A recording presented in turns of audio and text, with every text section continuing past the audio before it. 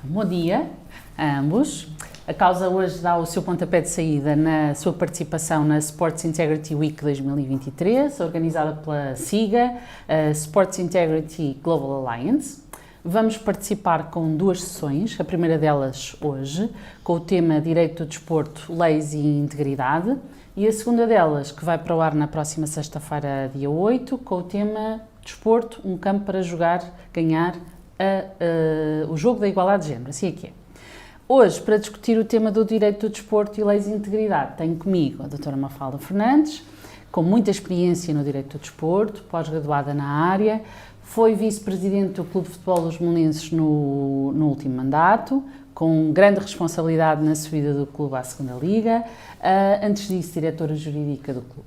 Tenho também comigo aqui hoje o Dr. Bruno Moreira, também advogado, com bastante experiência em direito do desporto, sobretudo no acompanhamento de processos disciplinares, no contencioso administrativo, em processos disciplinares, de contraordenações, junto de federações, associações desportivas, tribunais arbitrais ou também junto à APCVD, Autoridade para a Prevenção e Combate à Violência no Desporto. Então, vou lançar o debate e vou-vos perguntar desde logo o que é isto do direito do desporto.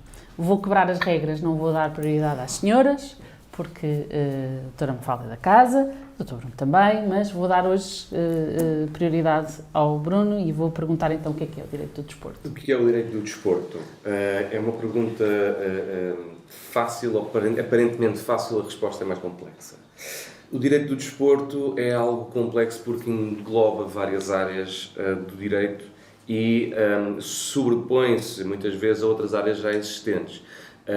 Basta ver que, se calhar tentando esboçar um conceito de direito do desporto, talvez podemos dizer que é, portanto, o conjunto das regras e dos princípios que regula o fenómeno desportivo.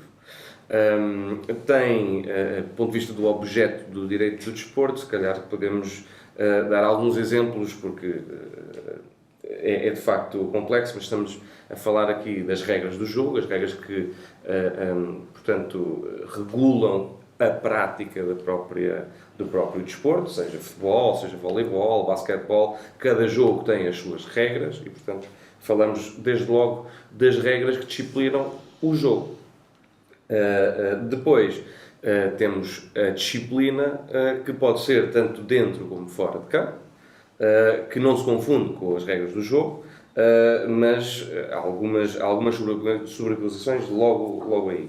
Depois, a matéria de inscrição, da transferência, da formação de jogadores e de dirigentes, mas sobretudo de jogadores, que por acaso também têm fonte não só nacional como também a nível internacional. Temos também questões relativas aos recintos, aos equipamentos, tudo isso está relacionado mais, digamos, com o desporto em si. E depois temos também as matérias dos deveres, que são deveres dos clubes, dos dirigentes, dos jogadores, de todos os agentes desportivos, e aqui incluímos naturalmente os árbitros, os representantes das federações desportivas, que têm um enquadramento, desde logo, contraordenacional, e disseste bem, Raquel, a APCVD, que é a autoridade administrativa que regula muitos destes deveres e este enquadramento de contraordenacional. E depois temos também matérias aparentemente residuais, mas que são do dia-a-dia dos clubes, que é o societário, que muitas vezes, e aqui as figuras das sociedades anónimas desportivas e das sociedades desportivas universais por cotas, não é? As SEDUCs e as SADs, que depois também tem reflexo ao nível do notariado, porque todo o societário e o notariado muitas vezes andam em conjunto. E depois temos também, se calhar o que é mais a área da Raquel, o direito do trabalho, porque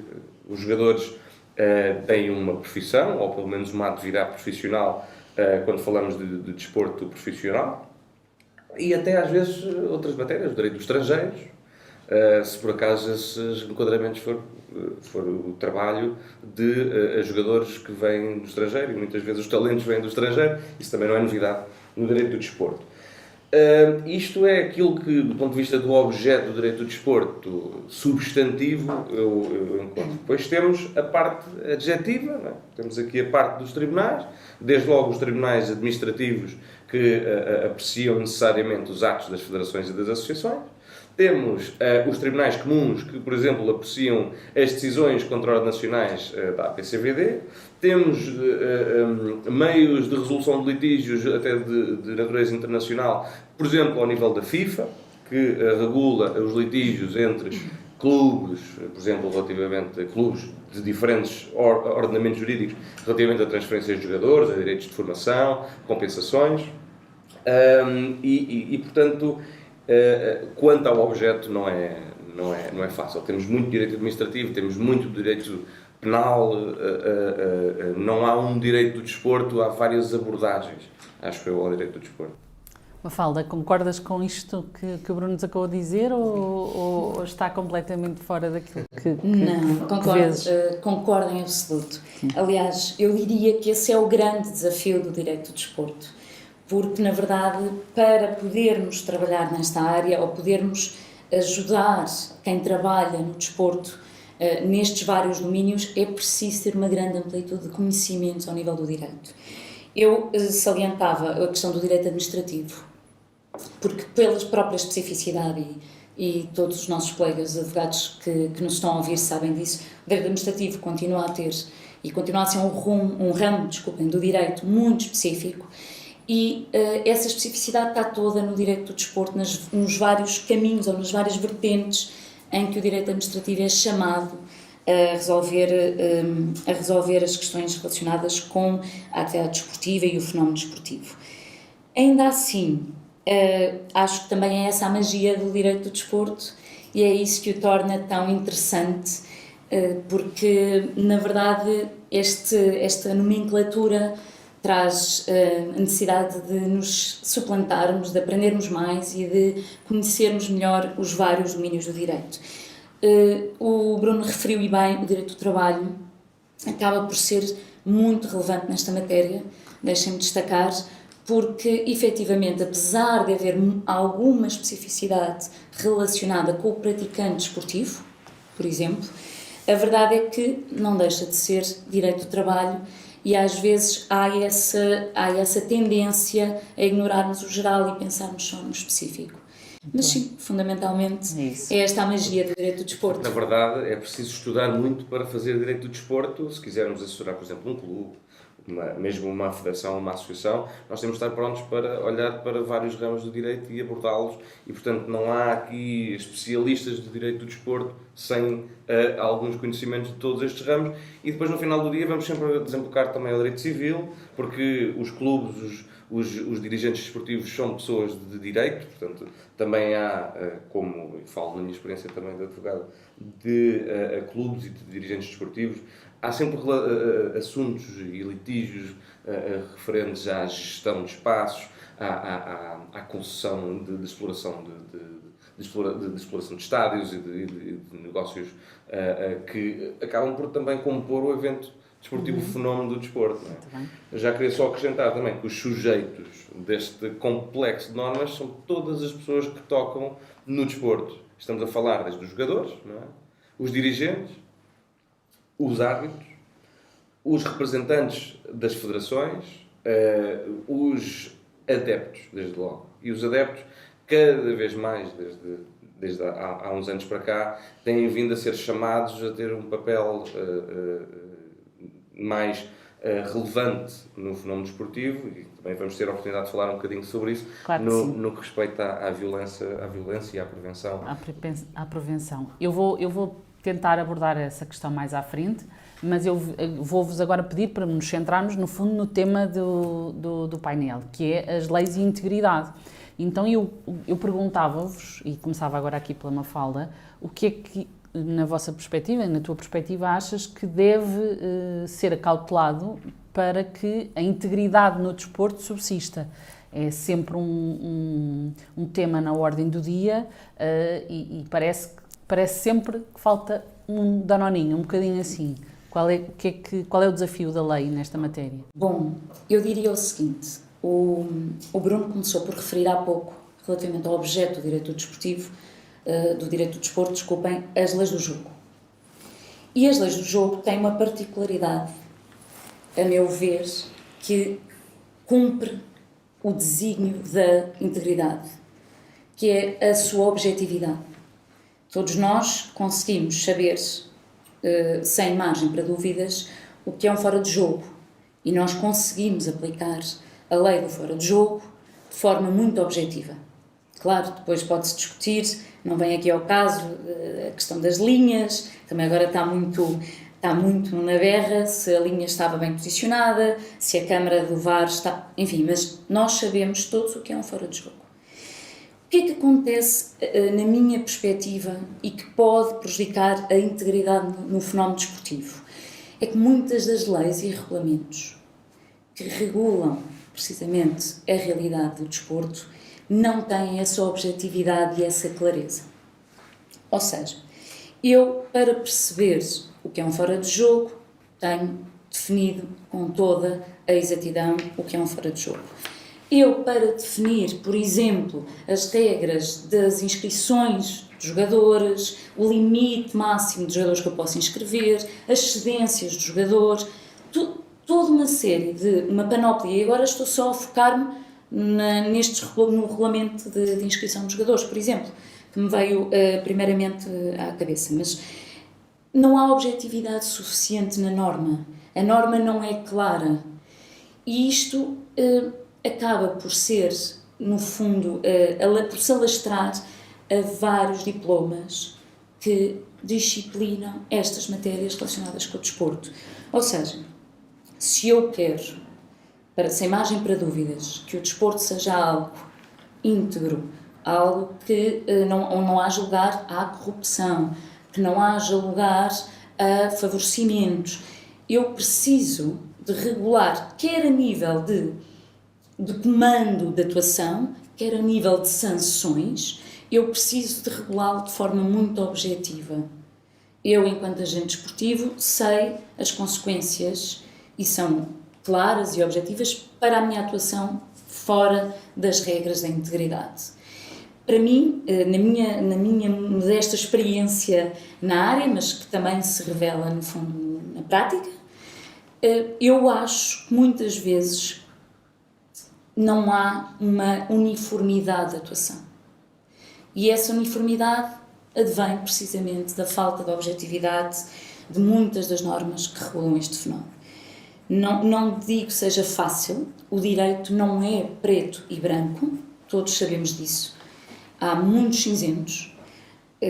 Nunca me hei de esquecer uma discussão em tempos com um colega que me dizia que a realidade suplanta a imaginação do legislador e, portanto, o legislador não consegue sempre abarcar todas as hipóteses e a realidade, de facto, é muito, muito diversificada, mas ainda assim, e penso agora até também na lei contra a violência, combate à violência no desporto, há muitas normas que são de difícil leitura.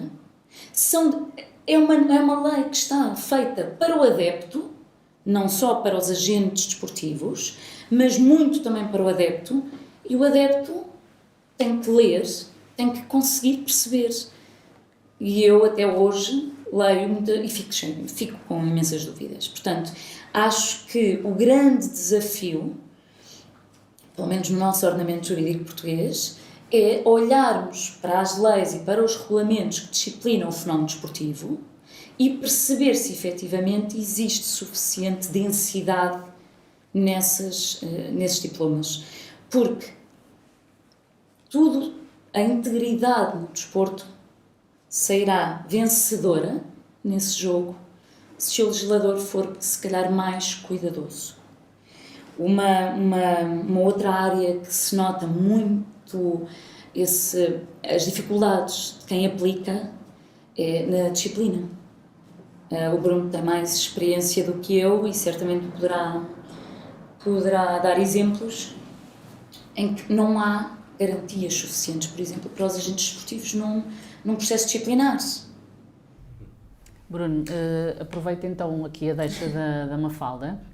Pergunto se concordas, mas também pergunto, a par desta falta de objetividade e de densidade que a Mafalda relatou, não haverá uma dificuldade acrescida considerando a quantidade enorme de regulamentos que existem no direito desportivo, não é? Não é só entre modalidades, mas mesmo dentro de uma modalidade, se deixarmos a federação, passarmos para a liga, já estamos a lidar com outros regulamentos. Isto não traz uma dificuldade a quem aplica, quem está dentro do direito e quem o vive? Sem dúvida.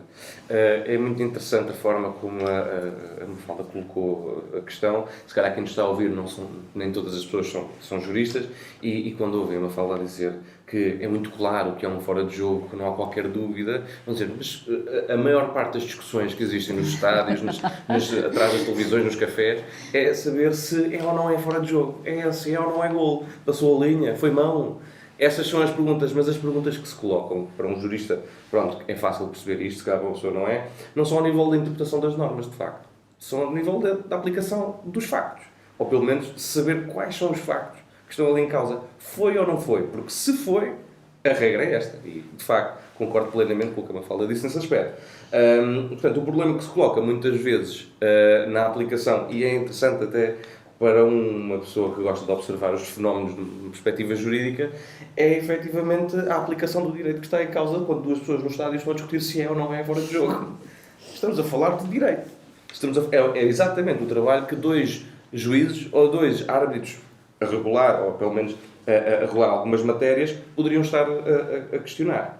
Mas, efetivamente, e também fazendo aqui uma ressalva, essa matéria factual pertence, de alguma forma soberana, ao árbitro. Não pertence aos tribunais, porque são as regras do jogo. A falta de objetividade de alguns diplomas, como é o caso dos regulamentos disciplinares, tem, portanto, uma das razões pelas quais isso é assim, na minha opinião, é para abarcar o máximo de situações possível portanto, e através da utilização dos conceitos indeterminados e de fórmulas vagas que servem para abarcar condutas que o legislador, e seja ele quem for, já lá irei, o legislador não pode prever todas e quaisquer situações, a imaginação de facto suplanta a realidade, e portanto temos de utilizar estas fórmulas vagas e às vezes imprecisas e de tal forma, por vezes genéricas, que colocam o aplicador do direito em muitas dificuldades. E isto depois vai por aí fora até aos tribunais, desde logo o Tribunal Arbitral do Desporto e depois os tribunais administrativos, ou, por exemplo, no caso dos regulamentos e das leis, da lei da APCVD, que é um caso, sendo ela aplicada pelos tribunais comuns, pelos tribunais criminais. Pronto. Efetivamente, as fontes do direito do desporto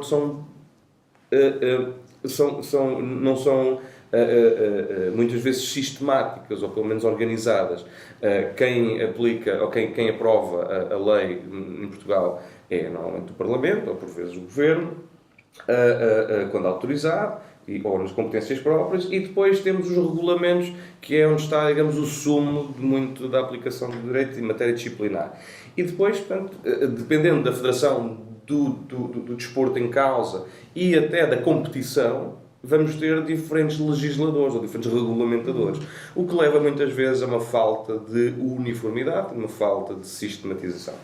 E isto leva à falta de objetividade que a Mafalda, e que eu concordo plenamente, efetivamente existe. Porque se um regulamento utiliza um conceito indeterminado e ele é interpretado e aplicado de uma determinada forma e outro regulamento não, usando exatamente o mesmo conceito, portanto, o advogado, o clube, o dirigente ou o jogador vão ter algumas dificuldades.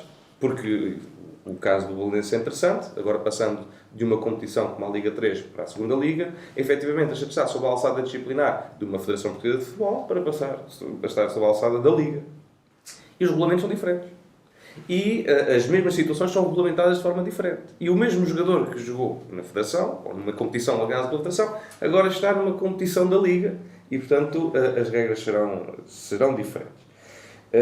O que é um diagnóstico importante a perceber que, e a Mafalda tocou aqui num tema que também é importante, é a forma dos processos, como eles são, os processos disciplinares são tramitados. Desde logo temos um problema jurídico que é saber se, sendo um regulamento, não tem lá todas as situações, o que é que vamos aplicar a seguir, não é? Uma situação que não está, de facto, prevista. Vamos aplicar o Código de Processo Penal, vamos aplicar o Código de Procedimento Administrativo, vamos aplicar outros regulamentos de outras competições, de outras federações, vamos ao direito internacional, aos regulamentos da FIFA e etc. Qual é o direito aplicável? E isso é um problema transversal quando olhamos para o regulamento, por exemplo, da Federação Portuguesa de Voleibol, que, na minha opinião, é um regulamento muito completo, que tem, digamos, previsto todas estas questões, face, por exemplo, a um regulamento da Federação Portuguesa de Handball que não responde a estas questões e coloca o aplicador um bocadinho em dificuldades na aplicação do direito subsidiário. E penso que aí está um exemplo de que é a falta de objetividade que não abona à integridade, porque quem é a pessoa que aplica tem de ter, a pessoa que aplica tem de ser imparcial, tem de ser isenta, tem de ser objetiva. E por vezes não é o aplicador, sabemos que não é o aplicador, uma pessoa, um instrutor de um processo disciplinar de uma federação desportiva, que é, portanto, que não sabe interpretar ou que tem um enviesamento e não é imparcial. Muitas vezes é o próprio direito que está mal construído. Só que na visão de um clube, de um jogador e de um dirigente, não é assim. Bruno, deixa-me interromper-te e pegar precisamente nessa ideia. Quer dizer, percebo a dificuldade de quem já é jurista em aplicar, mas também, face a esta multiplicidade de regulamentos e de leis, acredito que haja uma necessidade muito grande de formação dos agentes desportivos, dos jogadores. Quer dizer, dizias que há leis construídas inclusivamente para adeptos, mas o adepto certamente não terá formação específica na área. Como é que isto se pode ultrapassar, ou se é que é ultrapassável? Esse, para mim, é outro ponto importante quando se fala de integridade no mundo desportivo.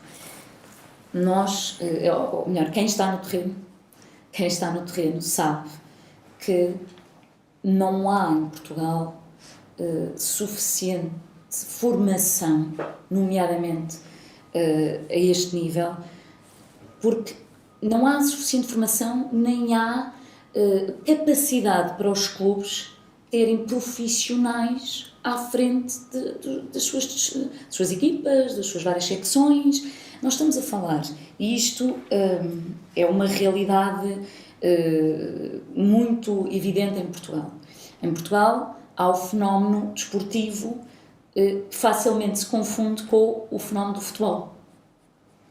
E no caso do futebol, todos sabemos, quem trabalha nesta área, só existe de facto ou melhor, duas, neste caso, competições efetivamente profissionais em Portugal. Podemos discutir o que é isto de ser profissional ou não, mas a lei, o legislador, entendeu definir profissionalmente as duas ligas de futebol, a Liga 2 e a Liga 1. O que é que sucede? Sucede que todas as outras modalidades em Portugal têm, naturalmente, muito menos recursos, muito menos recursos humanos alocados e, fundamentalmente, em muitos clubes, às vezes mesmo em clubes já de maior dimensão, tem muita gente a trabalhar que, na verdade, são voluntários, que são muitos amantes daquele clube, daquela modalidade, que dão o seu tempo, de forma absolutamente voluntária, para que os jogos aconteçam, para que o desporto exista em Portugal nas suas várias vertentes e não só no futebol.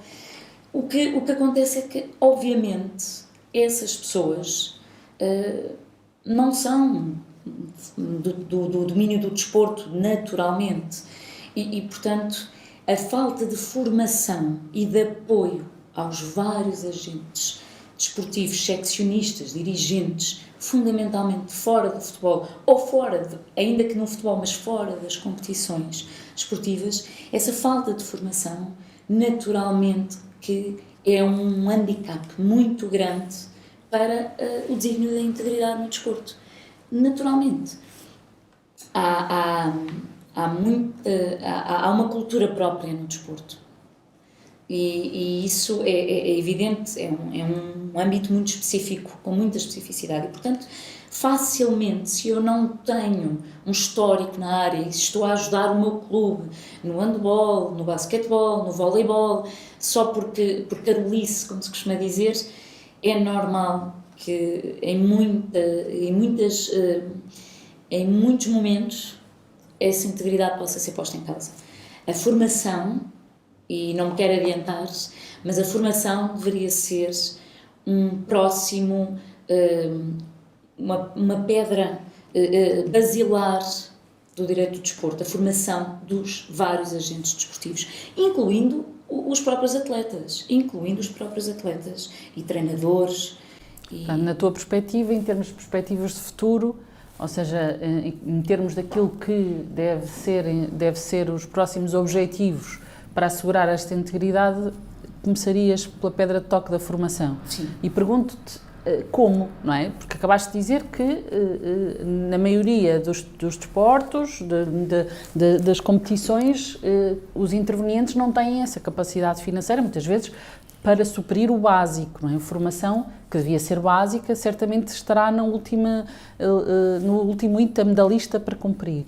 Como é que se poderia fazer? Tens alguma ideia? Já agora, já é feito alguma coisa. Portanto, já há formação, nomeadamente gratuita, para agentes desportivos inscritos pelos clubes. Nomeadamente na Liga, isso acontece, não temos dúvidas. E mesmo noutras Campeonato de Portugal, sim, Campeonato de Portugal, Liga 3, existe alguma abertura para que possa haver um crescimento dos agentes desportivos. Mas, mais uma vez, eu volto a frisar, na minha modesta opinião, há o futebol e há depois tudo o resto. E é, se calhar, no tudo o resto, apesar de ser mais mediático aquilo que se passa no futebol, a verdade é que tudo o resto, se calhar, precisa de mais esse apoio. E aí as federações têm que ter um papel decisivo. Hoje em dia, após a pandemia que atravessamos, as novas tecnologias estão ao serviço de todos os cidadãos. Já não há mais a questão de organizar formações presenciais, e obviamente há clubes e agentes desportivos espalhados por todo o território nacional, e incluindo obviamente as ilhas, e portanto hoje em dia, com as ferramentas que temos ao nosso dispor, já não se justifica que não haja uma exigência ao nível da formação que tem que ficar necessariamente, a meu ver, desde logo a cargo das federações e depois dos próprios clubes. Os clubes têm que se dotar de recursos humanos que possam também dar essas formações. É algo que, na minha perspectiva, irá muito melhorar, digamos, a sã convivência e a integridade do desporto. Eu gostava só de acrescentar uma coisa, porque, efetivamente, no caso das contraordenações e da lei da APCVD, é preciso perceber que a autoridade para a prevenção e o combate à violência no desporto, a palavra prevenção, se calhar, leva-nos um bocadinho à questão da formação. Portanto, quando as coimas que são aplicadas ao nível da APCVD, e isto vale tanto para as multas, por exemplo, aplicadas em sede disciplinar, são receitas próprias destas organizações que, de jurídico tem pouco, não é? Isto são opções políticas, uma opinião que se calhar poderiam ser canalizadas um pouco mais para a prevenção, em matéria de formação, porque assim se previne, de facto, algumas coisas. E efetivamente são regras complexas, portanto, acho que será um pouco por aqui. Em termos de perspectivas de futuro, o que é que, na tua perspectiva, deve ser o objetivo, para além desta questão da formação, para assegurar a integridade? Penso que nós poderemos ver e criticar alguns aspectos da regulamentação e da lei, porque é quando a aplicamos que vemos alguns problemas, pelo menos na minha atividade, que eu tenho encontrado problemas que não se prendem apenas com a falta de sistematicidade e objetividade. Isso penso que se poderia fazer um pouco com alguma tutela de organizações ao nível estadual, mas a verdade é que poderíamos ter um bocadinho mais de garantias no que respeita aos processos disciplinares. É o meu entendimento. Os processos disciplinares, ao nível de quase todas as federações desportivas, têm-se caracterizado muito pelo processo sumário, pelo processo abreviado, o processo simplificado. Há várias designações e várias regulamentações das federações, que são processos mais céleres, mais eficazes, mas que colocam muitas vezes em causa as garantias e direitos de defesa dos visados nesses processos. Portanto, penso, e em algumas federações isso é expressivo, o recurso a estes processos abreviados em excesso pode fazer questionar a justeza das decisões e da atuação das federações e depois, enfim, a contribuir para este divórcio, não é, entre as federações e os agentes desportivos. E isto revela-se a muitos níveis, em matéria de notificações e de prazos. As defesas são muitas vezes apresentadas num prazo de um dia ou às vezes de 24 horas, quando é em horas em que a pessoa nem tem tempo sequer de analisar a acusação.